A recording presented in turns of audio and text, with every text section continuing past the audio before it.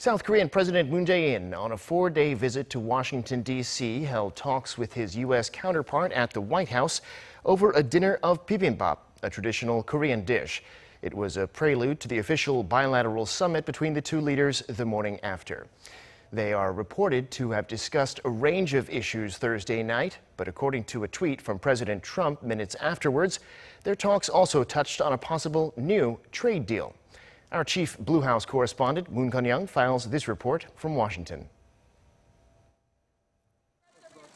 No drama, no buzz, just a nice handshake and pleasantries. The very first meeting between South Korean President Moon Jae-in and his U.S. counterpart Donald Trump, perhaps to the disappointment of many who had hoped to see some sort of a drama play out before a global audience, couldn't have been any smoother. Before the close to the media dinner, the U.S. president anticipated an engaging discussion with his South Korean counterpart. Discussing with our people some of the complexities of North Korea and trade and other things, and we'll be discussing them all as we progress. And it could be very well late into the evening. We very much respect you, and we very much respect the people of South Korea. Over a nicely prepared course meal and definitely carefully selected menu. The main dish of the evening being Korean traditional dish bibimbap, made with South Carolina-produced long grains. The two leaders agreed to together establish peace on the Korean peninsula and achieve economic prosperity based on steadfast South Korea-U.S. alliance.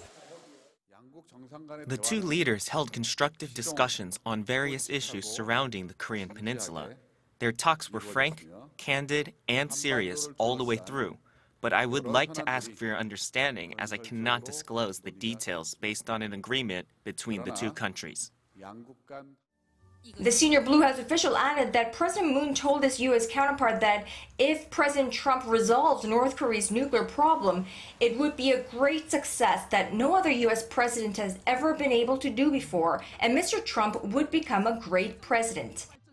Meanwhile, minutes after saying goodnight to South Korea's first couple, President Trump tweeted that he had just wrapped up a very good meeting with South Korean president and that the two discussed many things, including North Korea and a new trade deal.